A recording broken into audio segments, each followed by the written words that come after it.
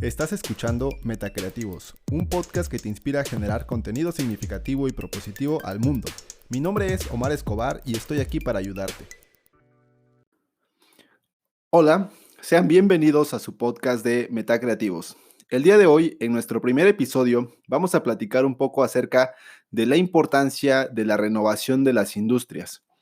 Hoy en día, con el nivel de hiperconectividad en el mundo, tenemos la posibilidad de elegir la información que estamos consumiendo.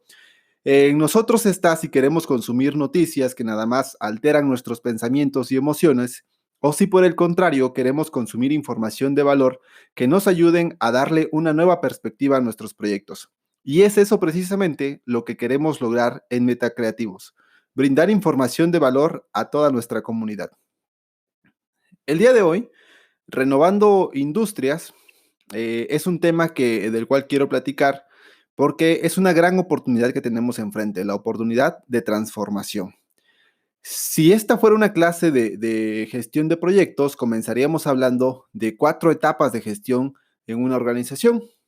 La primera etapa sería proyectos mandatorios, la segunda, proyectos de orden y control operativo, la tercera, proyectos que ayudan a crecer la organización y cuarto, proyectos que ayudan a transformar la organización. Los primeros, que son los proyectos mandatorios, son aquellos que surgen cuando recién nace una organización o bien cuando se necesita levantar un proyecto. El segundo tipo de proyectos es de orden y control operativo.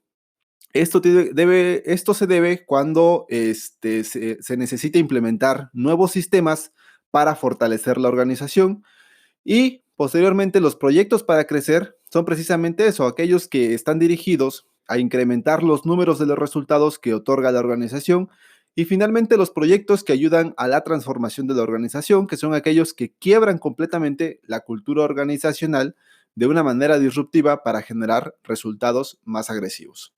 Y es que durante muchos años nuestras organizaciones funcionaron así, de forma tradicional, sin mayores desafíos, sin mayores retos, de manera muy conservadora. Y hoy precisamente que tenemos la oportunidad en conjunto, pues impulsemos esos proyectos que transforman las organizaciones, haciéndolas cada vez más ágiles, efectivas y valiosas. En promedio, una organización exitosa se han reinventado un total de 7 veces, es decir, que terminaron haciendo otra cosa para lo que inicialmente habían comenzado. Por ejemplo, el caso de Coca-Cola, que comenzaron siendo un medicamento para dolores de cabeza y ansiedad, y que posteriormente se convirtió en una bebida de cola. Y bueno, pues todos sabemos cuál es el éxito que tuvo Coca-Cola, pues después de eso. Entonces, pues lo que quiero dar a entender en esta parte es que no necesariamente vamos a empezar con lo que queremos lograr, ¿no? Sino que es paso a paso y que muchas veces se trata de la lectura que damos a nuestro usuario final, qué es lo que quiere y qué sentido le da al producto o servicio que nosotros le estamos ofreciendo. Pero siempre en la mentalidad que la organización tiene que estar transformándose y ahorita vamos a ver por qué.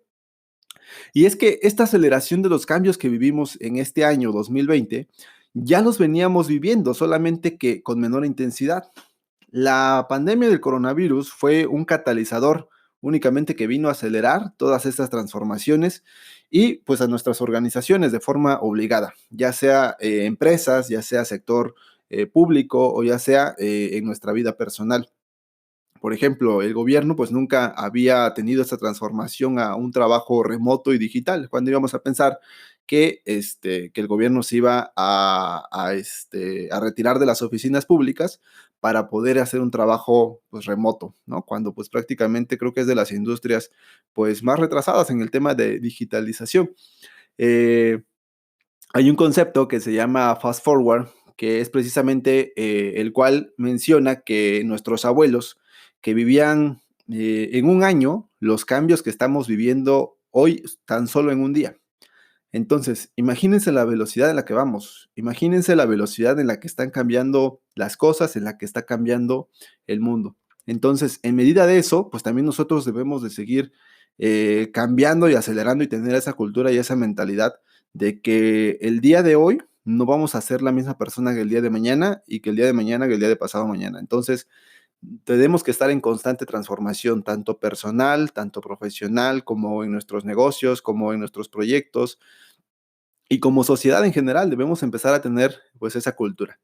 Y siguiendo un poco las líneas de la teoría de la innovación tecnológica, podemos citar, por ejemplo, a Joseph Schumpeter. Joseph Schumpeter decía que toda la economía era un proceso de cambio y de transformación, y por eso acuñó el concepto de destrucción creativa, en el cual mencionaba que la economía pues no era rígida, sino por el contrario, era dinámica y funciona a través de oleadas de innovaciones. Así que todos los productos y servicios que conocemos pues pueden ser reinventados, modificados, alterados en pro de un producto o servicio mejor. Pensemos solamente en Kodak, por ejemplo, que era una empresa líder de la industria de las cámaras fotográficas y pues que se vio desplazado por teléfonos inteligentes, pues con cámaras mucho más poderosas, ¿no? Que ahora todos conocemos y pues que ahora vas a un concierto, vas a un evento y nadie saca una cámara Kodak, ¿no? Sino todos sacan su teléfono celular pues para tomar mejores fotografías. Así también, por ejemplo, le pasó a BlackBerry, que tenía pues un gran imperio, sin embargo, este cayó en cuestión de poco tiempo con la llegada de Steve Jobs y su nuevo iPhone, ¿no? ¿Quién no ha visto, ¿no? Todo el desarrollo y el diseño que tienen estos nuevos teléfonos celulares? Y en gran medida, pues estos cambios se deben a poder entender cuáles son las necesidades que tiene el mercado, que tiene nuestro usuario final, y a partir de ahí, pues diseñar nuevos productos y servicios. Pero bueno, como han visto, pues prácticamente la economía es un constante dinamismo, un constante cambio, una constante transformación, y que en puntos como estos, pues son vitales para poder generar un catalizador que nos impulse mucho más adelante. Imagínense la velocidad con las que empresas como por ejemplo Google, Uber, Netflix deben reinventarse. Primero, para atender un mercado cada vez más competitivo y cada vez más exigente. Y segundo, para estar generando nuevas innovaciones ante sus competidores. Es por eso que las organizaciones no pueden funcionar como las conocíamos antes de este año. Y toda la teoría que conocíamos y que nos enseñaron en las universidades, pues deben cambiar y debemos de también ponerlo en tela de juicio si en verdad van a seguir funcionando o no, porque prácticamente muchas de esas teorías se construyeron en teorías de la administración de los años 1900, 1920, 1940, que funcionaban para otro mundo. Este mundo pues ya no es el mismo ni siquiera de hace 3 meses atrás. Entonces, lo que quiero en este podcast es dar algunas directrices de por dónde más o menos podemos ir y empezar cada quien a construir pues su propio modelo de transformación. En el aspecto, por ejemplo, de planeación, durante muchos años seguimos esquemas jerarquizados de planeación, ¿no? Y hablábamos de planeación estratégica como el gurú de la planeación y de la forma en la que nosotros desarrollábamos proyectos. Y construíamos grandes hilos burocráticos para diseñar procesos que tardaban una eternidad en ser implementados. A la hora de que queríamos que este fuera implementado, pues ya el problema había cambiado. Y entonces teníamos pues una constante problemática en cuanto al tema del tiempo. Hoy en día comenzamos a hablar de metodologías ágiles como Design Thinking, que se originó en escuelas de diseño de la Universidad de Stanford y que después se popularizó por universidades como IDEO. El Design Sprints, que es prácticamente lo mismo que el Design Thinking, pero desarrollado por Google, así como otras metodologías de innovación como Scrum, Scamper, Blueprint, UX, el Learn Startup, entre otras. Al final, todas estas metodologías de lo que se trata es de considerar algunos elementos clave que aquí les voy a resumir. Primeramente, todos los proyectos tienen que estar centrados en el usuario.